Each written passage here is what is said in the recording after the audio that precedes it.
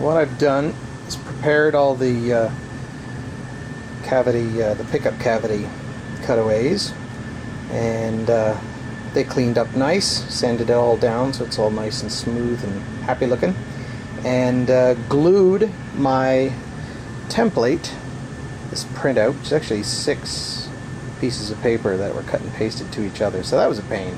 That probably could have been done more efficiently, but whatever. I don't have a printer that takes 20-inch paper. So I've glued that down to the workpiece, lined up properly with my center line and my neck joint and my bridge and all the other stuff that I've been carefully maintaining, all those other relationships. And I don't really need to be clamped down, but why not? So once I've carved this thing out, I can then hit it with sandpaper to get the paper off. I just glued it around the edge with a glue stick, but what I'll need to do is get this paper off. I've done that a couple of times already. I kind of like gluing the paper down because it's easy to get off. I just use 200 grit paper and a couple of minutes of elbow grease and it's clean. So hit this with the router, and then I will have a Telecaster body ready for finishing. This is going to take 4 passes, by the looks of it. I'm doing about a ½ an inch at a time, and this is going to work. So my maximum reach with the trim, the flush trim bit that I have, is this. That's as deep as I can go, which is 1.5 inches through a piece that's less than 2 inches, just less. So I can do it in 4 passes, but the 4th pass is going to have to be from the other side, using the other flush trim bit that I have where the bearing is at the tip, and that's fine with me. So I'm going to route the, oh, maybe I'm not. I was thinking of routing the upper surface perfectly flat so that I'd have I could work easily on smoothing out the sides, but no. Anyway, I'll clean up a bit, do some vacuuming, and keep going.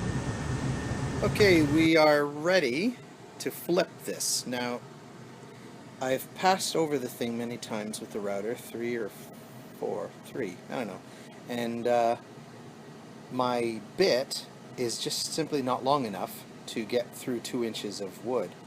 But I have another bit that can do the last pass if I come at it from the other side, because the bearing is on the tip. Where is it? This is happy fellow. Whoops, right here. Get him into frame. So the guy in the middle-ish. So I can come at the workpiece from the underside and catch this edge and follow it around. So I'm going to do that, and then I have to be careful with this part because I'm probably going to do a bunch of that by hand, just the final shaping of it, because I don't want to screw it up. And I don't have a template. I'm doing all of this kind of by hand.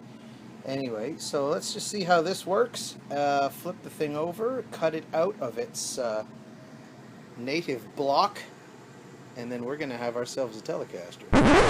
I just had a stroke of smart. The neck joint needs to be 1 3/16 thick. That's from, oops, here to here. And the bottom of this wood, you can probably already tell what I've done. This all has to go. So my overall workpiece is too thick by about that much. That's 1/8 inch. The rest of the routing I've done, not quite to 1/8 away. This is a little over 1/4 inch thick, but I'm going to hit that with the other router, as I said before. However, the bright idea for planing this thing down, all of my depths are correct from this side. However, it doesn't matter what I do on this side. So I just went over this thing with a router several times, and then I'm going to hit it with a block planer, which is going to be easy to do, and I can get a nice perfectly flat surface, and I know exactly when to stop, and we're laughing. So I'm going to do this with the block planer. I took off exactly the amount I needed, about 1/8 inch, and then let's see what happens. Well, I forgot to shoot a video of the in-between process, but from this side I traced the curvature of the body that I had work my way down to from the front, and there we go. So we are fully routed. So the next trick, I've even got these guys drilled in where the wires and all that are going. So all I got to do is sand a lot. I'm going to round the edges very slightly just with a file and coarse grit sandpaper. I'm not going to make it, you know, it's not going to be like a Strat. But there we go, man. And I think I'm going to use a file and just open up this a little bit. I've seen a few guitars like PRS and the Chapman ones. I'll have that sort of easier access to the upper frets rounding. I'm kind of close to that pickup, so I'm not going to go too crazy, but there we go, man. This is starting to look real. Alright, here we are back on my old crappy camera, just for the heck of it. I have to work out the edges, try and smooth all the sort of router blips out of there. This should be hopefully not too much work, but the most coarse of paper that I have is 150, unless I want to tear up that chunk of belt that I have, but it's pretty used. It's 60, but it's pretty used up, so I don't imagine I'm gaining much. When I get into these inner sort of interior curves, then I'm going to have to go to the file to get those, which is kind of a pain as well, because I have to keep clearing the file out. When it clogs up, there is already a bit of a clog on this thing, so you have to get as much as you can with a wire brush, and what you can't, you scratch out with some sharp points. I was using the tip of one of my spade bits, or jackknife would work. So I'm going to start rounding this thing off, and then I'm going to have to make a decision at some point about the bridge. Here's what's changed. Well, here's what hasn't changed. Strat pickups have the attachment points on the outsides of the pickups, which makes them longer.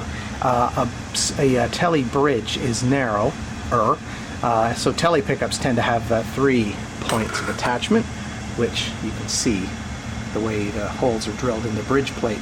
So for me to use this bridge plate, can I get that line up? Oops, where does it go? Where's it go? There. You'll see that there's a bit of a hole exposed on both sides of the bridge. I tried to cut short of that line, but I did it from pencil lines that I traced outside the bridge, and that was dumb. So I don't really want to have to cut the bridge, the pickup covers and the pickup, I guess the plate at the bottom of the bobbin. I don't have to cut all that up to make it fit into a thing, just so it'll sit behind this Tele bridge. I kind of like it because, you know, says Fender on it for what that's worth, but it's probably less work for me to cut this bridge plate in half with a hacksaw and then just route this hole wider to fit a Strat pickup. So I just need to route this to be the size of these, roughly speaking, which just means the outer edges of it, it's basically the right shape. It just needs to be larger. Well, you can make a hole larger easy enough. So if I do that, then I can put the bridge plate, once it's cut in half, into place, and then it'll still look right, and I can still, you know, feel good about the overall look, because a cut in half Tele bridge doesn't look as bad as there being holes underneath the bridge plate, and I don't want to fill them in because then the pickups become permanent, and that's just stupid. So that's probably what I'm going to wind up doing. It's kind of a bummer, but I did want this to look more Tele than Strat, and putting a Tele bridge plate on it, full would look better. Traced out my pickups. This is a printout from one of those blueprints you can get online. Cut out the existing ones so I knew where these lined up, and then did a little rubbing to show where I had made my original. Then I laid that cutout on top of it to then mark off where the next one needs to go. Having done that, here's the bridge. So that shows how much of a bridge I have to cut off, and it's totally safe and fine and everything. It'll line up properly. And that is how much routing I need to do to keep this thing centered with where it was before and route out a shape befitting one of these pickups so that the pickup cavities will all look uniform, because I'm all about straight lines and uniformity. So there you go. I love the knotty pine. I just love all the little imperfections in it and rough spots. There's a beautiful branch at one point growing out of what was a tree. Now it's a looks like that thing that that Eddie Van Halen had on his Kramer Pacer that pointed to where the jack plugged in. It was over here more, but anyway, he had a black line of what was actually electrical tape. And then when he painted all the black stripes, it just looked like it was one of the stripes, but really was a tape. You don't notice this stuff when you're sitting in the crowd. You have to wait for those back in the day interviews that they have with these guys. Anyway, let's do some routing, do some filing, some more sanding, and I've got quite a bit of wood filling to do. I'll show you that.